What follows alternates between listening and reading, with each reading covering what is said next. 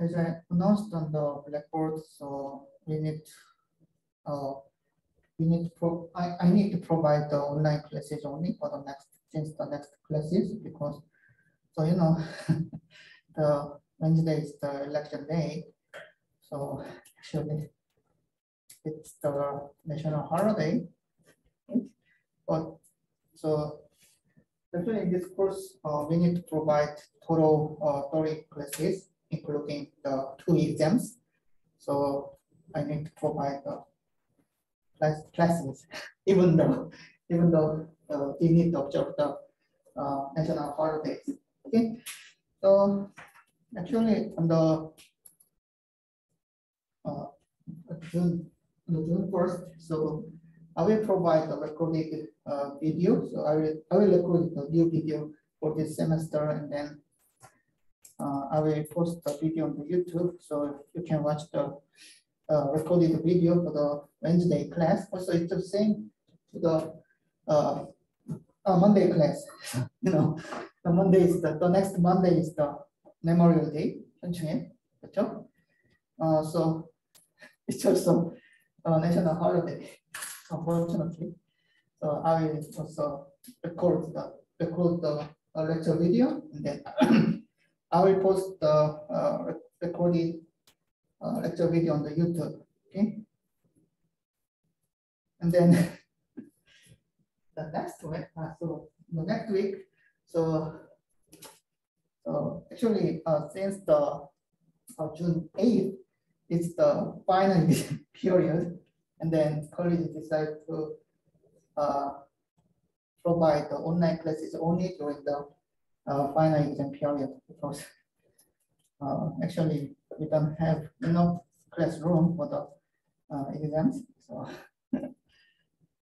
actually this room will be used for the exam place for other course.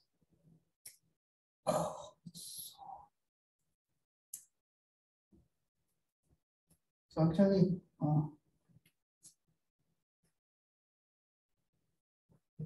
okay. So unfortunately, this is the last class, last regular class, which I can provide in-person lecture. So,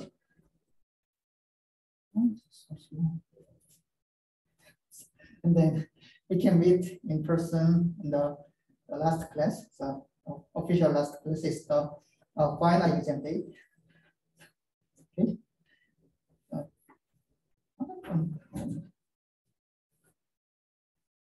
Sorry, it's a delay.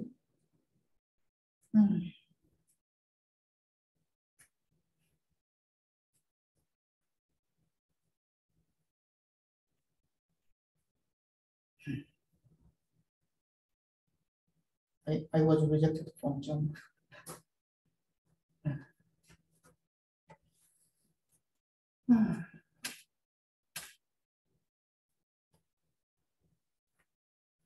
So actually, I posted the last design lab assignment on the Blackboard just before the this class. So so actually, the last design lab, you will be requested to design pipeline processor.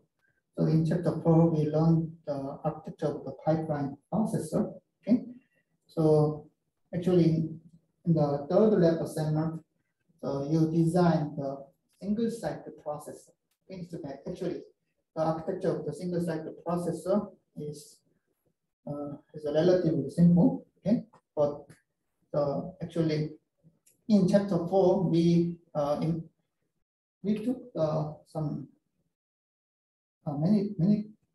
many hours to explain some detailed architecture of the pipeline processor. So which means that the architecture of the pipeline processor is more complex than the architecture of the single cycle processor. I don't know why I was rejected from the internet.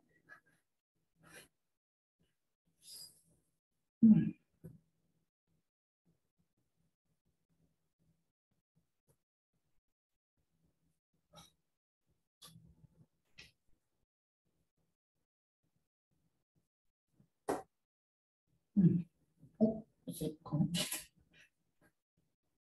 Sorry about that. So internet connection is unstable.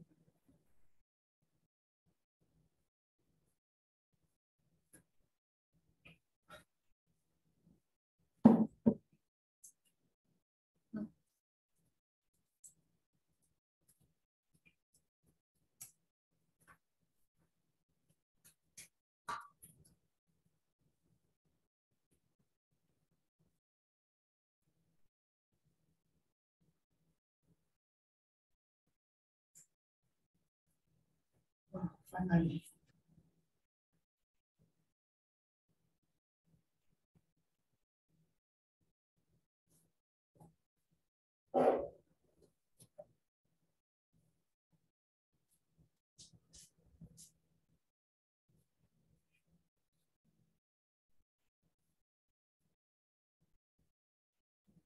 So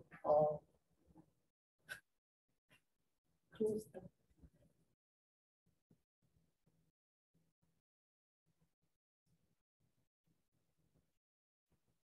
okay.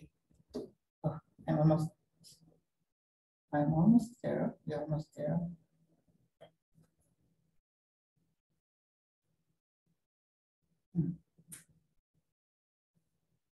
Oh.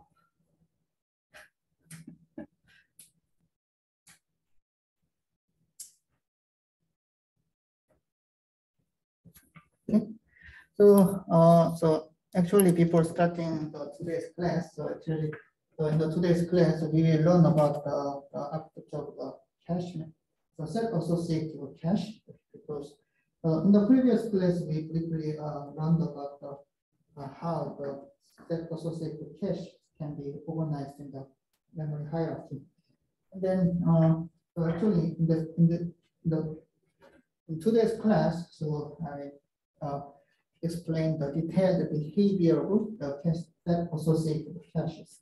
But before starting today's class, I will briefly explain about the last level assignment, the last design level assignment. And then, as I mentioned, so you will be requested to design the 5-stage pipeline processor. So actually, so this five-stage pipeline processor is what we learned in the previous classes. So you'll be requested to design each stage of this 5-stage pipeline processor, right? The instruction fetch, the instruction decoding, execution, memory, and write-back stages. So for this lab assignment, so please read this lab document thoroughly, because it's very important. And then please remember the idiom, the devil is in the detail.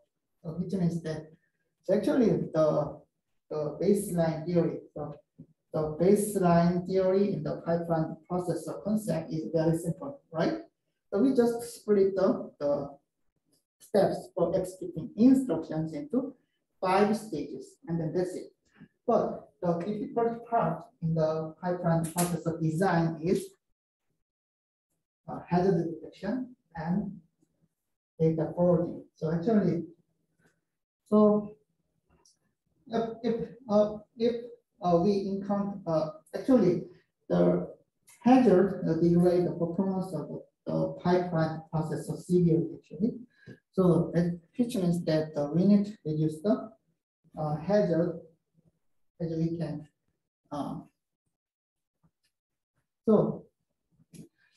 As I mentioned, the basic concept of the pipelining is very simple. But in this lab assignment, actually I already provide some data structure. It's very similar. So actually for this system design, so I provide some new structure. So it's called the packed structure. So actually this is the somewhat new concept. So compared to the very low design, but this packed structure, as I'm here, there is. So actually this structure is very similar to the structure of C or C++. So in the C structure, we can group multiple variables in the under the C structure, and then the benefit of this structured variable is that we can organize some signals or variables under the same structure. So, and then if you see the pipeline registers, the many signals go through the pipeline registers. So, for example, it's very simple, but in the instruction fetch and ID stage pipeline registers, instructions and program counters need to go through this pipeline register, right? So we pack these two signals, the program count, as you can see, you can find the program count here, and then you can find the instructions here. So, and then this is the width of the program counter and width of the instruction. And then these two signals are packed under the pipe under by instruction fetch, under by ID structure. Okay. And then we can declare this signal using this structure name. Okay. Here. So as I commented here, so this is the instruction fetch and the ID stage pipeline register. So, and then we can use these signals like this here. So this is the example of the IF and the ID stage pipeline registers. So this register is the if block, as I mentioned in the class. So, and then this is this if block has the reset signal. So, and the reset signal is associated to these if flip-flops like pipeline registers.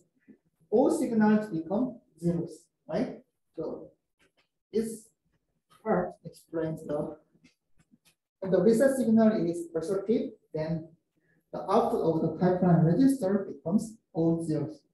And then you can find the different behaviors by flush behavior and store behavior.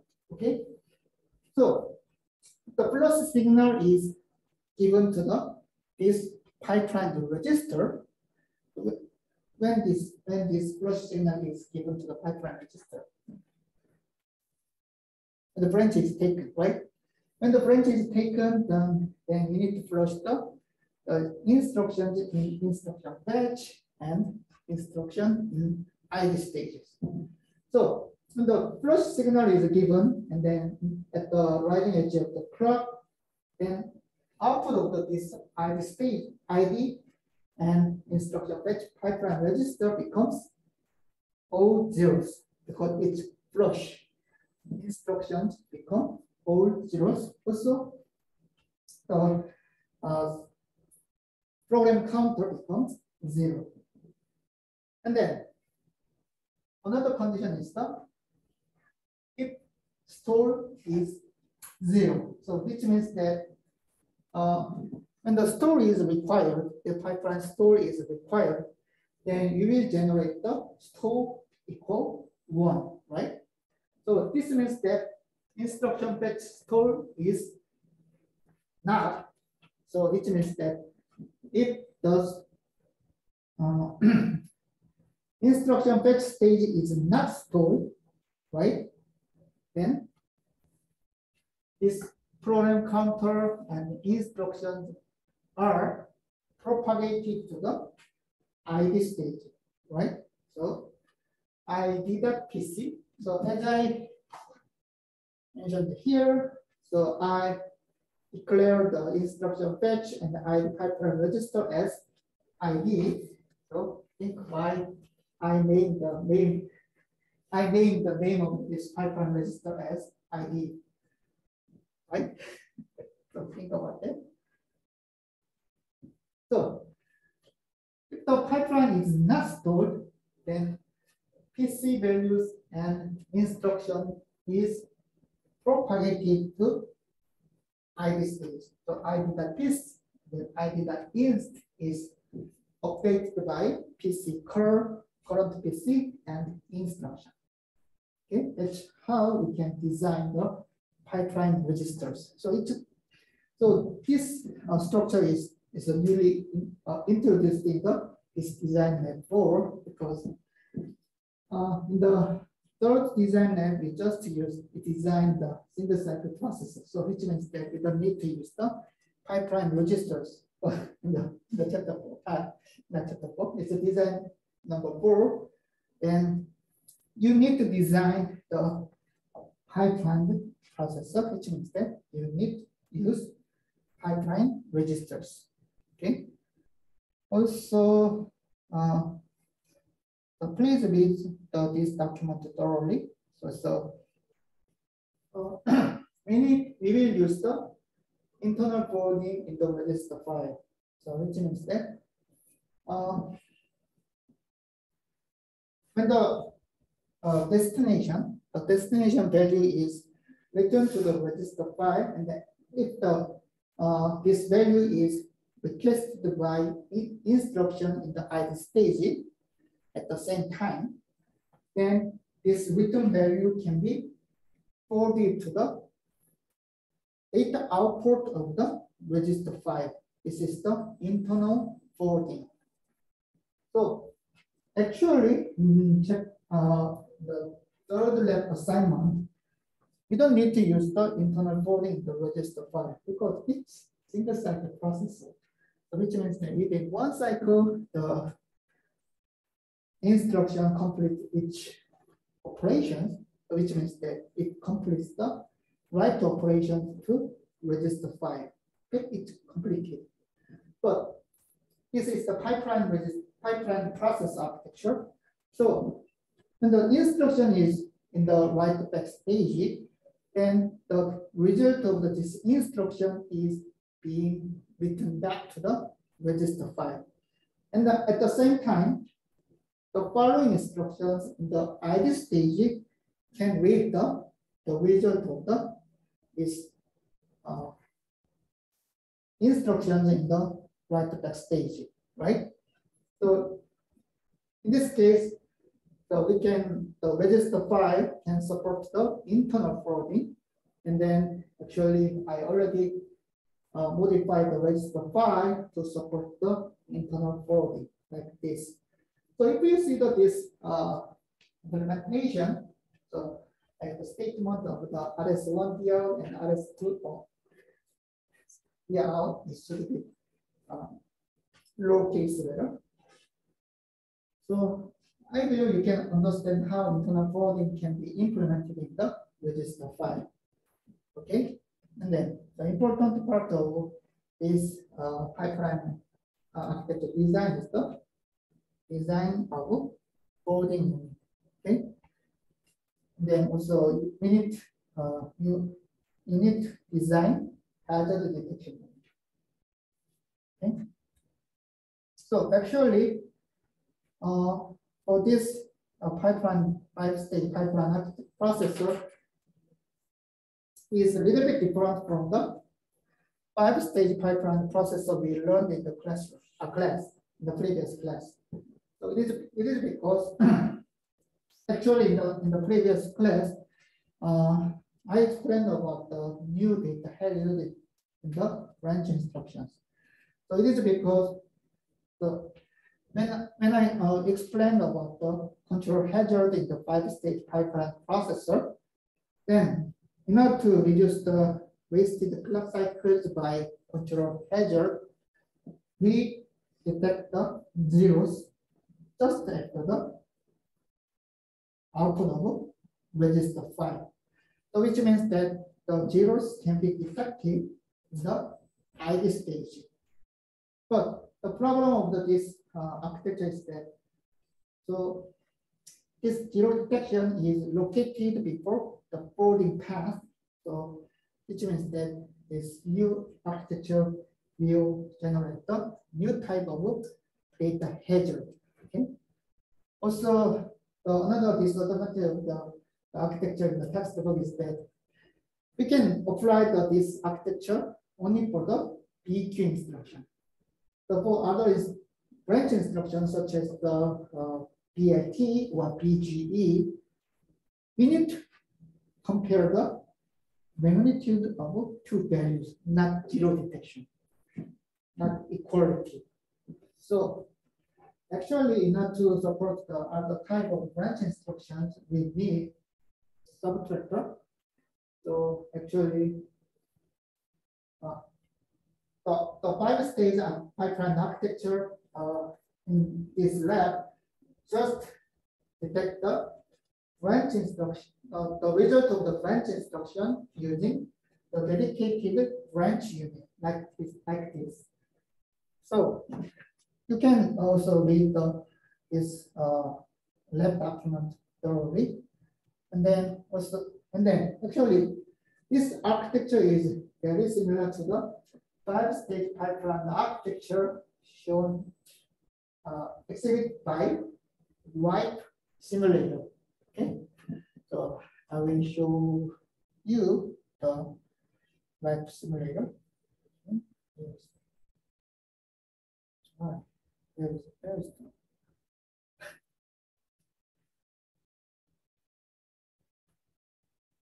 yeah. So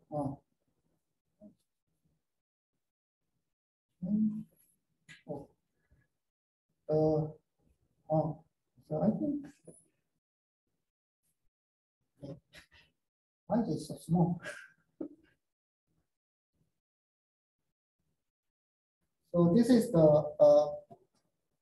life simulator. So you can simulate the RISC-V code with this life simulator. So actually, the good thing of this simulator is that you can see the flow of the instructions in the processor vertically. So actually, if you click this icon, then you can select the different process architectures. So you can select the single-cycle processors, then you can select the 5-stage pipeline processor without coding or hazard detection unit, or so you can also select the normal 5-stage pipeline processor here. Okay? And then actually this architecture of this 5-stage pipeline processor is it's very similar to the 5-stage processor we learned in this course, but only different thing is this location of the branch. So this architecture has the dedicated branch unit, and then as you can see, this branch unit receives the input values from the output of coding boxes, right? So which means that we don't need to. So in this case, the branch unit is also determined in the EX stage. So the good thing is that we don't need to consider the new data handled by enhanced branch detection in the class, in the course, in the text. Okay. Do you understand? So actually, I was captured only this part, okay? This part, and then also I copied this part to the lab document. So actually, so the good thing is that this is the code you need to verify. You need to verify using your designed 5-stage pipeline processor. Okay. So this is the code. Actually, this code is also provided in the lab document. So as I mentioned, so we can find the flow of instructions vertically with this simulator. Okay. So if you click this icon here, so firstly, this first instruction is in the instruction fetch stage, and then if you click this icon, and so the second clock, the clock cycle number 2, then load word is here, and then load word X5 is here. Okay, so here, so the instructions propagating to next stages. And here. So what I put? So actually, I found actually the simulator is also simulator is designed by human, the normal human. I think this is a kind of bug, but it's not incorrect. So which means that this processor will generate the correct outputs. But problems. So you understand what is the problem? Yeah, problem is that so load was here, and then this is the add I, but you can observe no instruction here. So which means that the add I is stored in ID space. But why? There is no dependency between load word and add I. Why? Why is it stored in the ID space?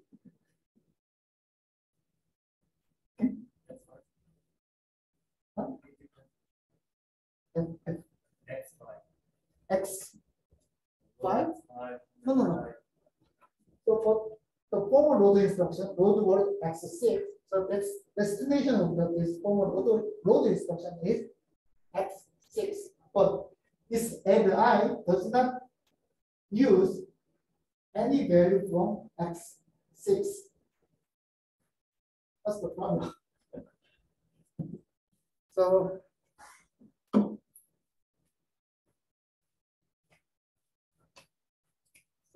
as you can see, this is the load word X6 and then 16 offset from the base address, and then add I, X7, X5, and 6.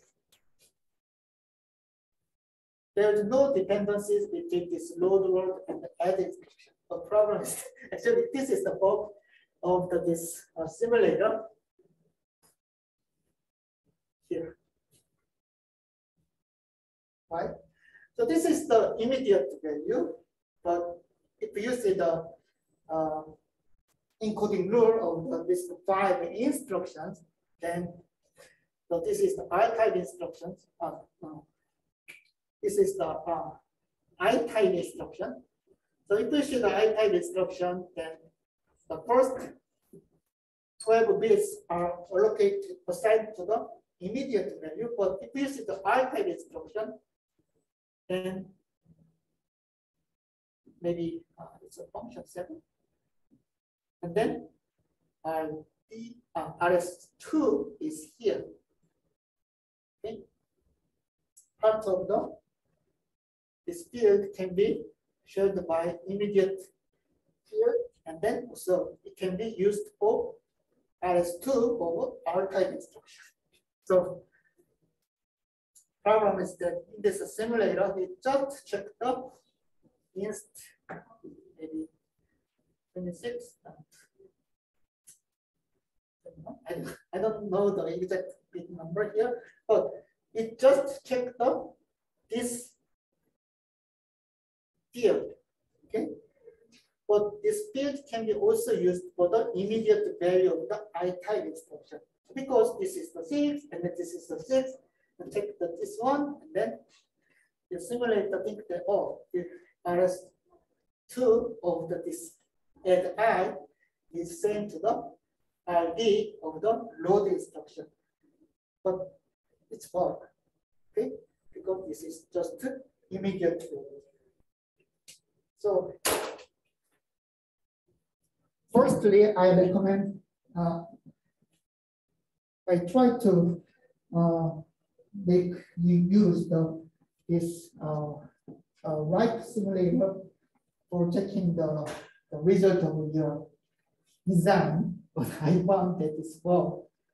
So actually, so add I should be here in the EX stage, and then what was it? So actually, the pipeline is not stored for this add I instruction, actually in real processor. But I think this is the bulk of this right simulator. But in your design, so you need to detect this case, because that's why insert this add instruction just after the load instruction. Okay, so you need to handle this situation also. So actually, with this life simulator, because of this weird bug, and weird bug, one cycle is wasted. Okay? So which means that we need to distinguish the immediate value of the I-type instruction, because in this lab assignment, you need to also implement the I-type instructions, like the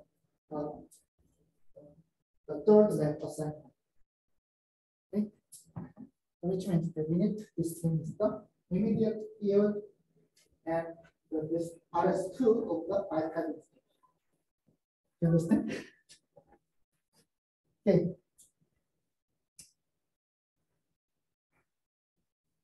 So for this lab assignment, we provide the test bench code, so which means that you can use provide the test bench to verify the design. Okay, so also I provide the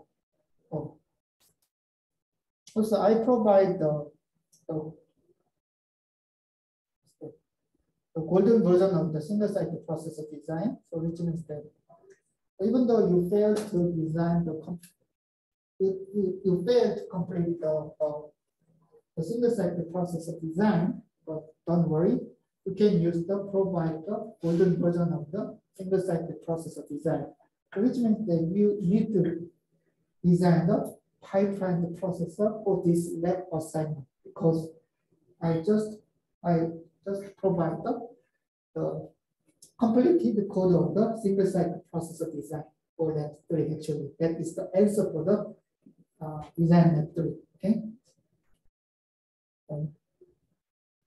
Do not give up for this lab assignment, because it's very important. So if you design the 5-stage pipeline processor by yourself using some hardware description language, then it will be very helpful to understand the real behavior of the pipeline processor also.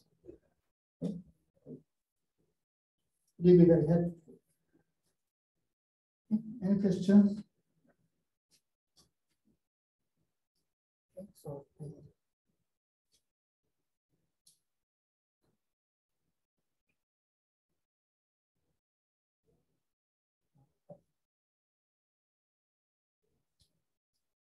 Okay, so this device.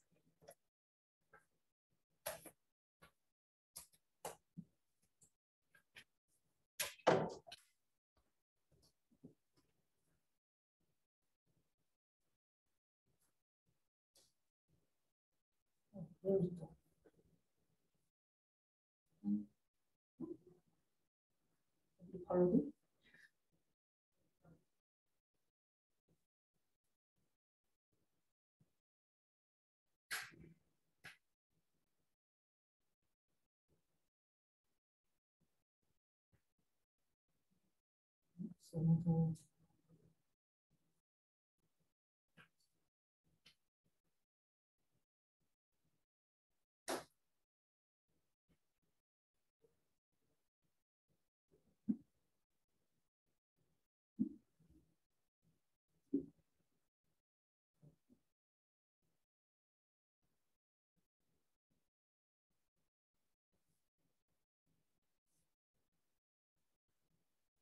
So, okay, let's go back to the memory hierarchy of the computer system. So, in the previous class, we learned the performance of the cache hierarchy, which means that the performance of the cache memories. Also, we learned about the write policies in caches. So, actually, 2 types of instructions, like load instruction and store instructions, access the cache memories, which means that we need to decide the behavior of the store instruction for cache also. So actually, in the previous class, we learned about the behavior of the write operation for cache. So the first operation is the write through. So for the write case, then the write through means that when the data in the cache is updated, and at the same time, the data in the main memory is also updated. So which means that main memory and cache can have the same data, so same updated value if we use the write through policy. And then write back policy is a different. So when the write operation is performed into the cache, then the data in the cache is only updated. The data in the main memory is not updated. But you need to remember that the data in the main memory is updated if the dirty cache line is evicted from the cache. So what is the dirty cache line? If the cache line is updated by new values, so we call it as the dirty cache line. Okay. And then this cache line can be evicted from the cache. The new data is fetched to the cache. Okay. And then also we can distinguish the write operation for write miss case. So it's the write allocate on miss, or we can write the write around.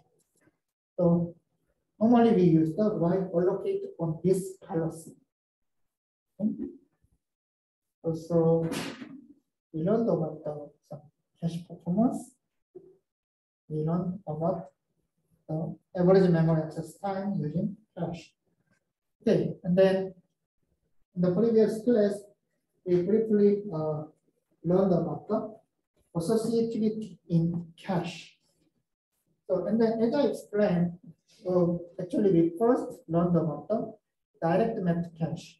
So direct mapped cache means that for the single cache index, so actually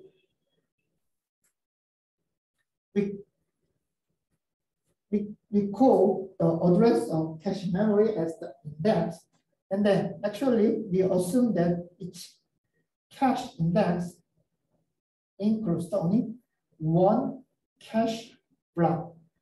So, and then also you need to know that the size of the one cache block can be larger than the single word. Okay, so we can use the large cache block, or we can use those small cache blocks. But direct mapped cache means that in one cache index, we can only store the one cache block. And then, as I explained in the previous class, the disadvantage of this type of cache is that actually the size of the cache is smaller than the size of the main memory.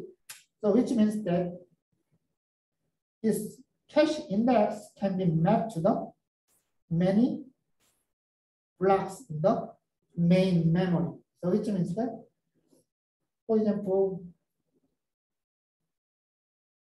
if the block of word address 2, 4, 6 can be mapped to the same index, then so if we perform the load word 2, then and then load word 4, because these blocks are mapped to the same cache index, even though the cache has the empty space, we just use the part of the cache space.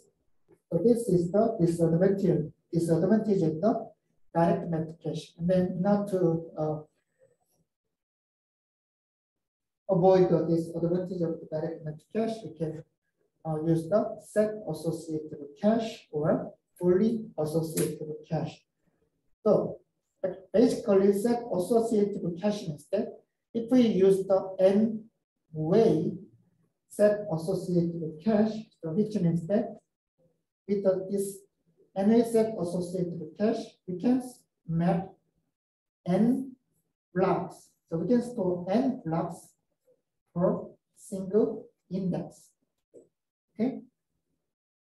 So in a cache,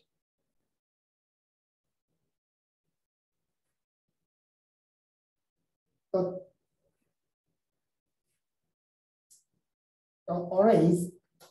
arrays mapped by single index is called a set. Okay. So I will show the example later.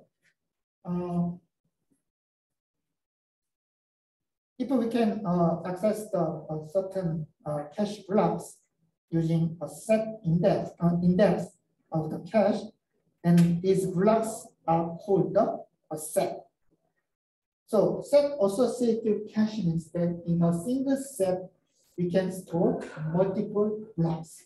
So if we use the NA set associative cache, then we can store n blocks per set.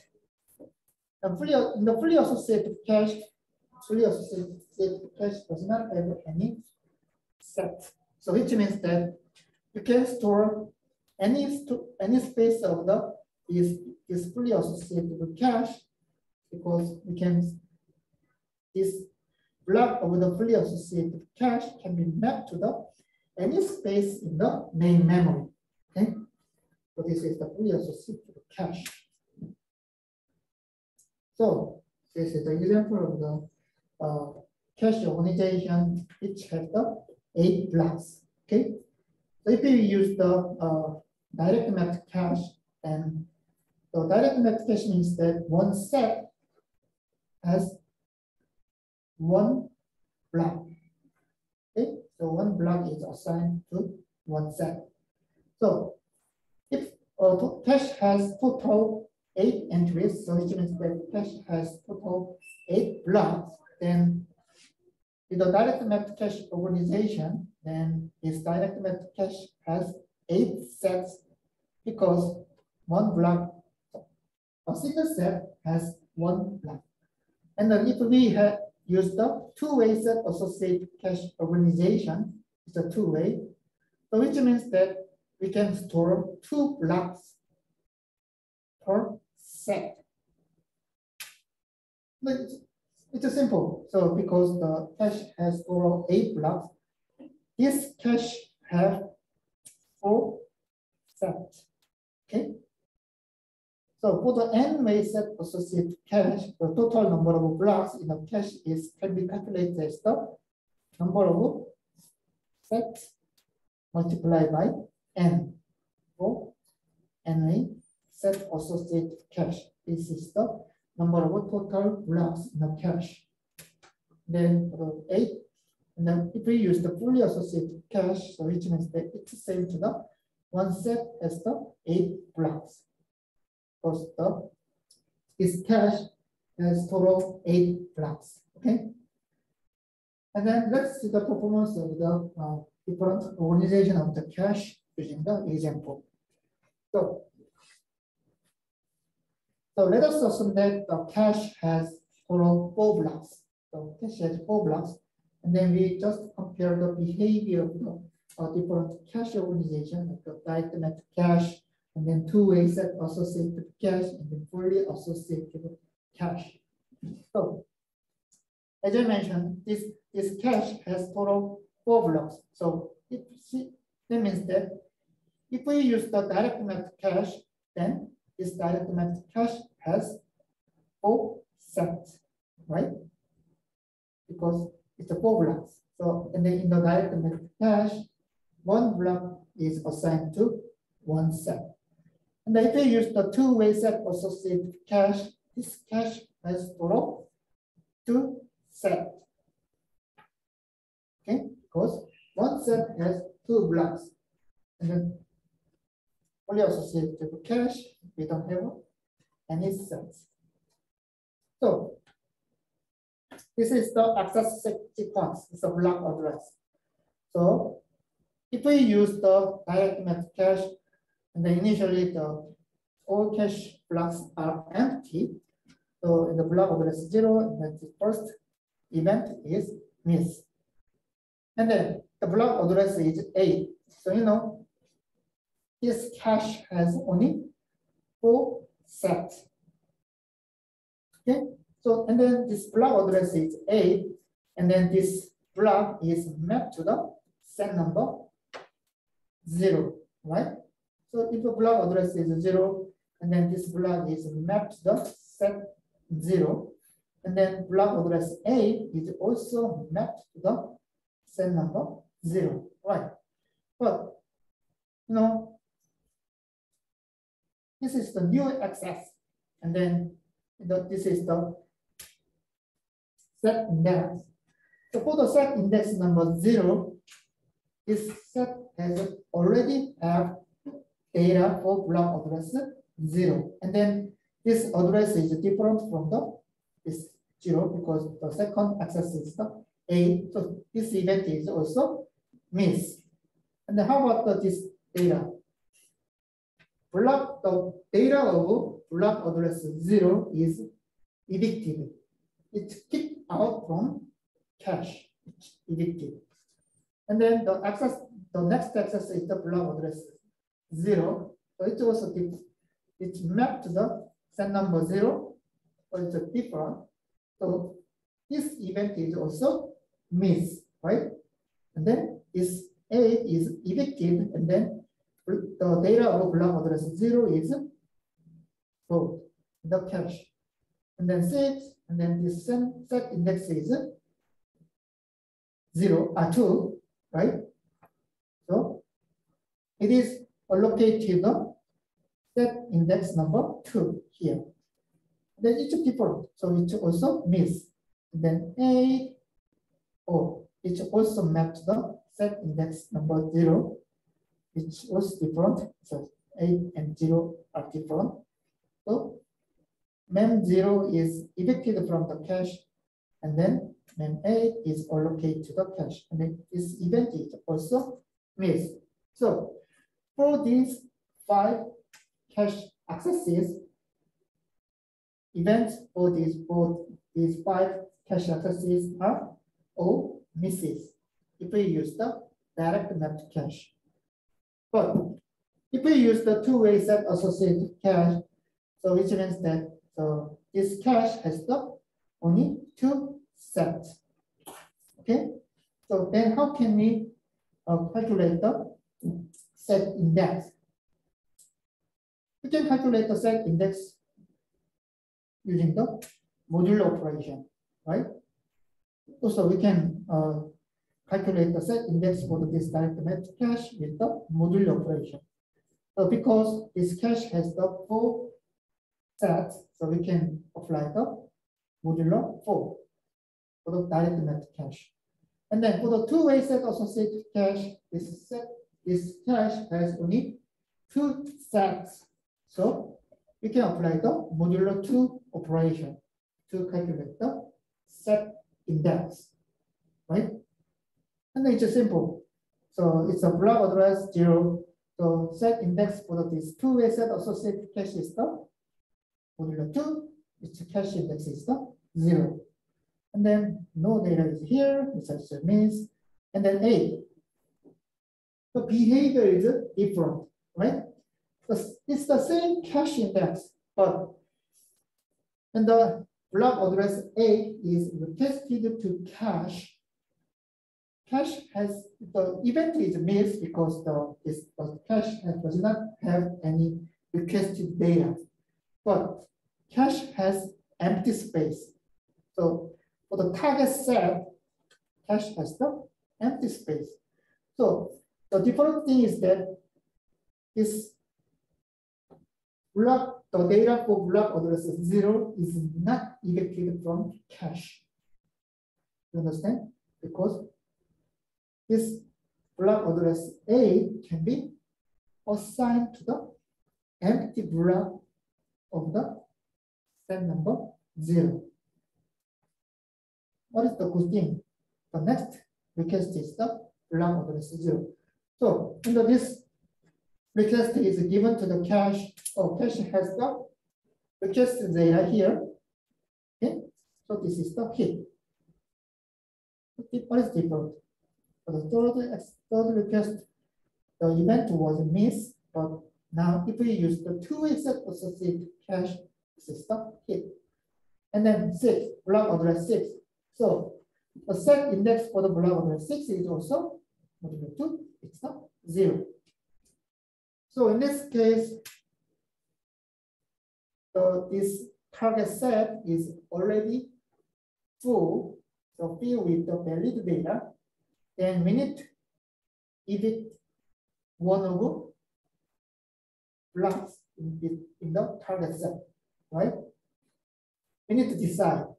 So actually the target set is already filled with the valid data. And then new data is requested. And then the event is missed. So which means that this data should be assigned to the cache. Which means that one of blocks should be evicted from the cache. Should be kicked out from the cache. So in this case, usually we use the LRU algorithm, the least recently used algorithm. So which means that we just select the least recently used, right? 그럼 최근에 액세스가 되지 않은 것을 선택한다. Least recently used.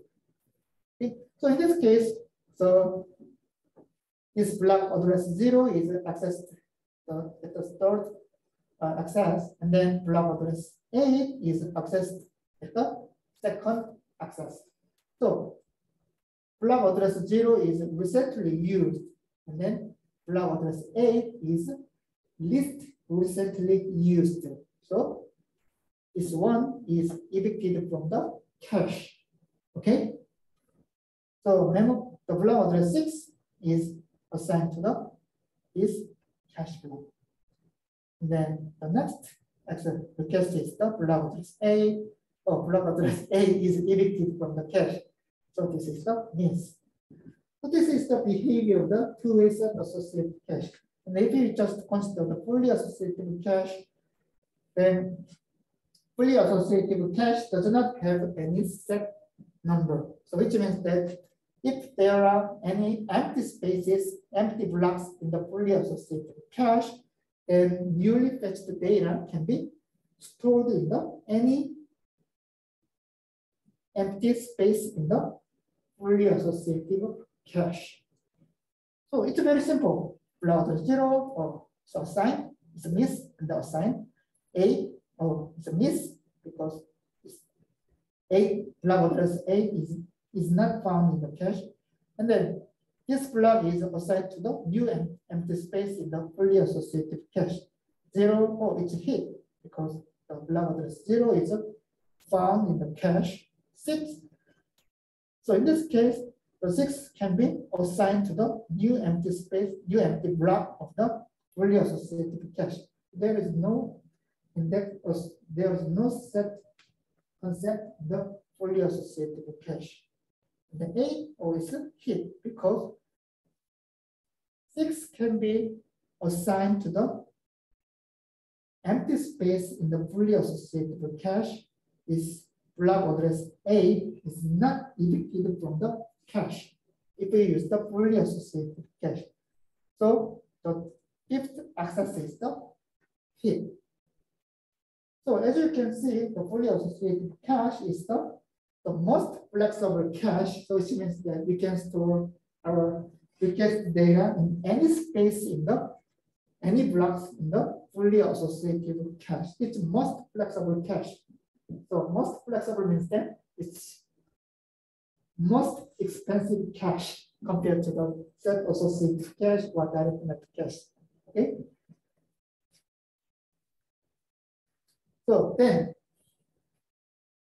So because the fully associated cache is provide the highest flexibility in the data accesses, so which means that the fully associated cache is the best cache. So which means that the performance of a fully associated cache can be higher than set associated cache or direct connected cache.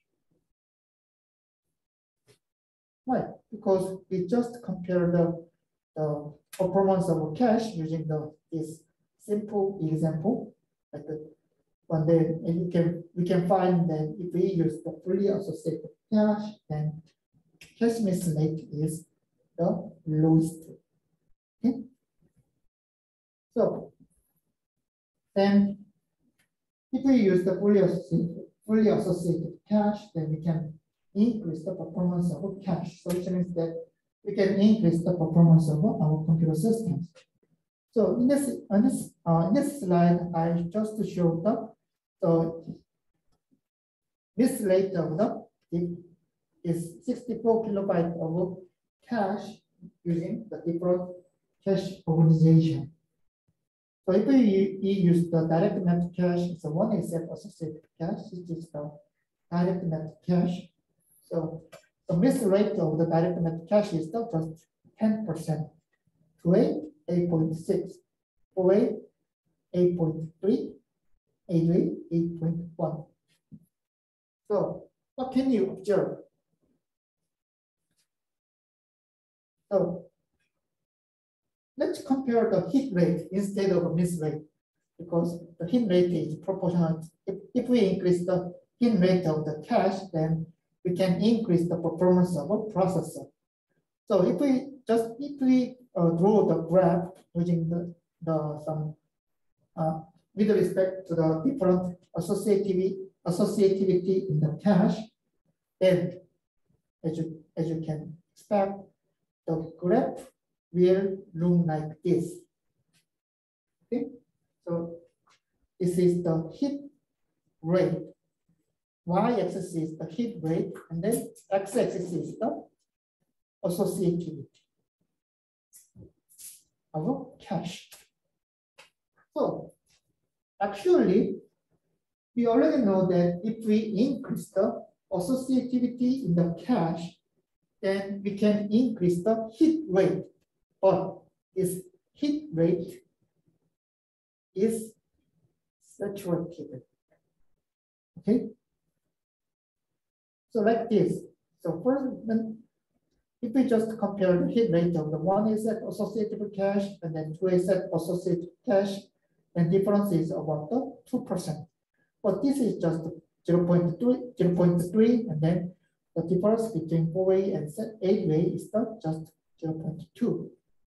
So hit rate, because the hit rate is saturated, then we can just use the appropriate associativity in the cache, because the fully associated cache is very expensive.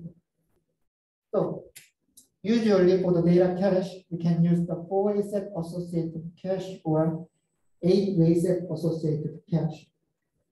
And then actually for the L3 cache is the usually shared cache, so which means that this L3 cache is shared by multiple cores.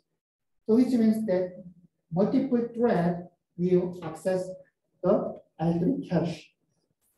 And then if the multiple thread access the same cache, then we can increase the set associativity. So for example, so usually if we use the shared cache, then we increase the set associativity in the shared cache. So actually the Intel, the commodity CPU, and the set associativity of L3 cache is about the 16-way. Okay, well, it's not fully associated with cache. Okay, so this is the organization of cache, and the set associated cache is applied. So this is the memory address. So and then we use the 8-bit pin number 2 to pin number 9 as the index of the cache. So because we use the 8 bits as the index of the cache, this cache has here. So index bit, the width of the index bit is 8. So this cache has 256 sets. Okay. And then what is the size of one cache block? The number of sets is 256. And then what is the size of one block?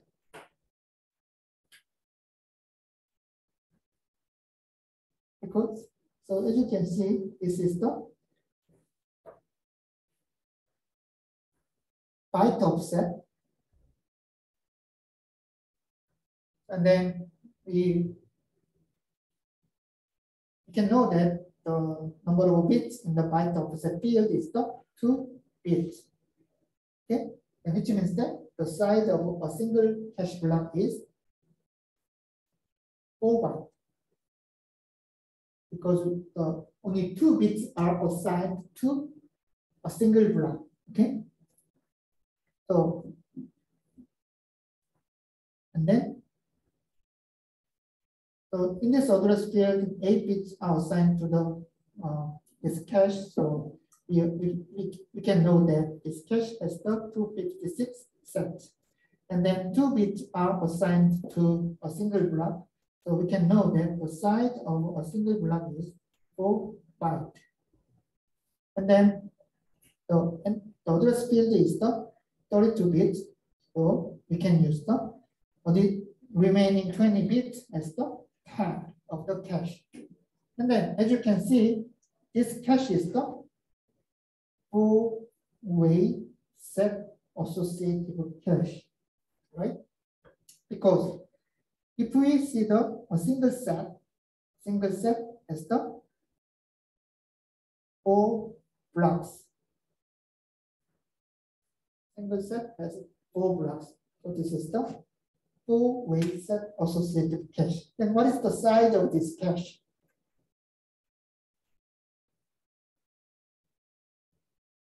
What is the size? What is the total size of this cache?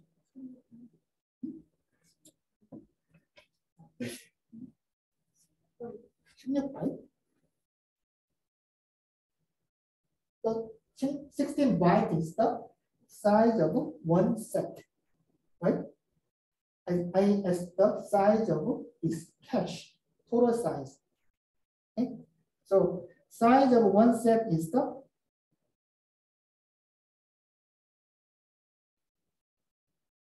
equal, it's a 4 byte multiply 4 block, it's the 16 byte.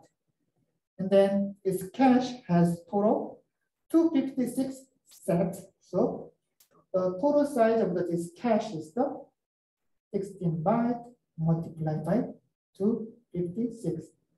It's the 4 kilobyte, right? Because 1 kilobyte is the 1024 byte. So this cache is the 4 kilobyte cache. So if we know the number of bits for the index, also if we know the set associated with the cache, so if we know the size of the single block, then we can calculate the size of the cache. Okay, and let's see how this cache works. So we can access the cache using the address of the memory instruction. So this is the address of the memory instruction. And we just see the pin number 2 to pin number 9. And then this field decides the target index of the cache. Okay. So target index is determined by this field. And then we need to compare the 4 blocks in the target index. Now to check the request data exists in the cache or not. Okay. So because there are 4 blocks, we need to compare the tags in each block using the tag of this address. Okay. Now to check the request block is found in the cache or not. So tags are read from each block in the target set. They each compared with the tag field in the address. Okay, so this is the comparator. So as you can see, this is a comparator. Then the tags are compared with the stored tag in the cache, tag. So which means that if we use the 4-way set associative cache, we require 4 comparators. Okay. So, and then if the result, the output of the comparator is 1, so which means that this tag is matched to the tag in the cache. So which means that this cache has the requested data, which means that this is the heap. So as you can see, you can find the OR gate here, and then this OR gate is connected to the output of each comparator. Okay, so we need to check the valid bit in the cache here. So, and then if the event is hit, then we can read the one-over data from the 4 blocks of target set. Okay, so you can find the multiplexer here. Okay, so do you understand how the set associated cache works? Okay.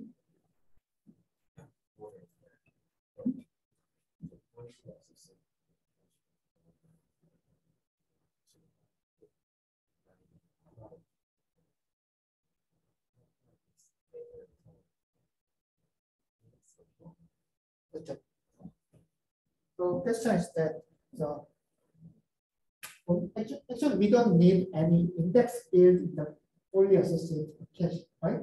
Because in the fully associated cache, as you can see, the one set actually includes total number of blocks in the cache. So which means that if the one set includes the same number of blocks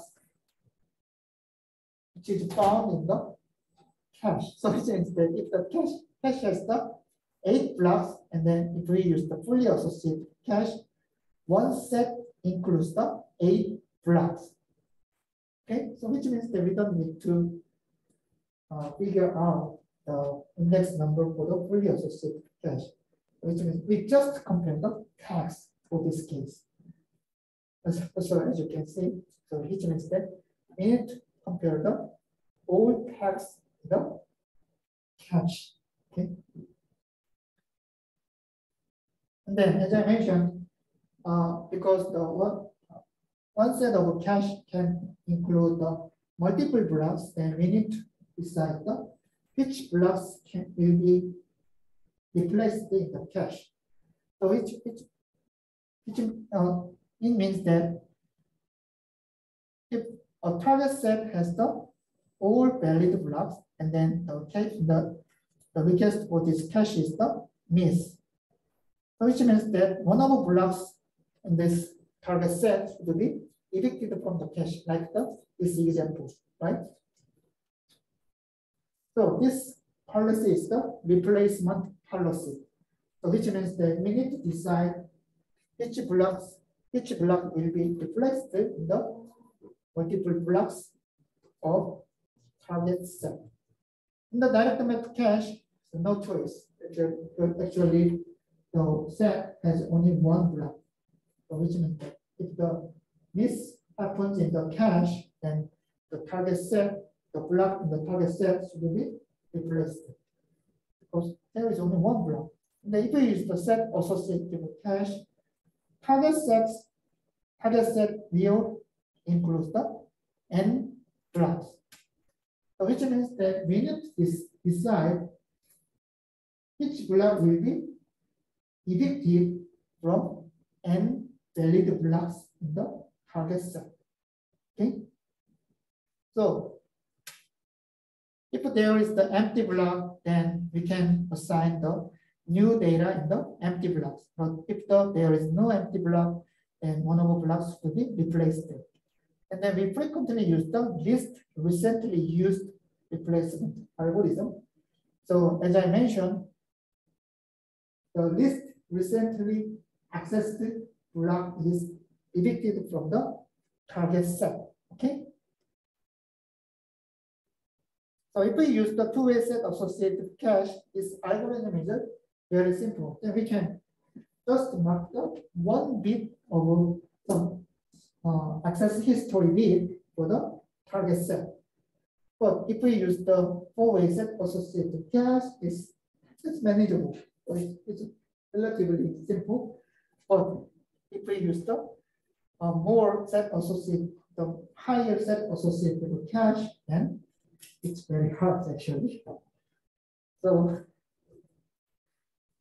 in the real hardware, we usually use the pseudo LRU algorithm. The pseudo LRU algorithm it's similar to the LRU, but it's developed for some simpler hardware implementation. Okay. Sometimes we can use the random replacement policy. So which means that the block which will be evicted from the cache is selected randomly. So, but we can select the appropriate replacement policy by observing the performance of the cache. So which means that actually the performance of the cache can be changed by this replacement policy. But even